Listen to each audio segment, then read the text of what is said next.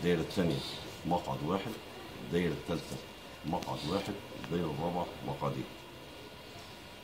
عدد من تقدم للترشيح 120. من قبلت أوراقه 115. استبعد 5 مرشحين لأسباب مختلفة ليس من بينهم تعاطي مخدرات. عدد من تقدم بأوراقه من المستقلين 76. المنتمين للأحزاب 39 من قبلت أوراقهم بالفعل. الدائرة الأولى تقدم 50، قبلت أوراق 50. الدائرة الثانية تقدم 22، قبلت أوراق 20 ورفضت 2. الدائرة الثالثة 16 ورفض 1 وقبل 15. الدائرة الرابعة 32 قبل 30 ورفض 2 بسبب عدم استكمال الأوراق.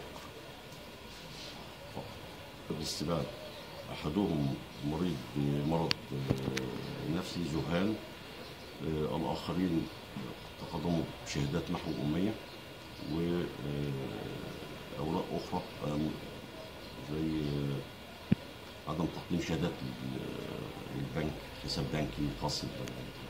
يتم تحديد الرموز الانتخابية بعد 3 أيام بعد انتهاء موعد الطعن. شكرا. بداية بسم الله الرحمن الرحيم، أنا بحب أرحب بكم في محكمة الإسماعيلية الابتدائية في لجنة تلقي الطلبات الترشح لعضوية مجلس النواب، وهو شغلنا بدأ يوم 8 فبراير 2015 واستمر عمل لجنة حتى الأمس. وبدأنا النهارده أول يوم في عرض الكشوف، استلمنا الكشوف من لجنة فحص الطلبات، وكان العمل مستمر طوال هذه الفترة من الساعة 9 صباحا وحتى 5 مساء، فيما عدا اليوم الأخير استمر حتى 7 مساء في تلقي ملفات وأوراق المرشحين. وانتهت لجنة الفحص بالأمس من بعد مد عمل لجنة الفحص ولجنة المحافظة يومين آخرين.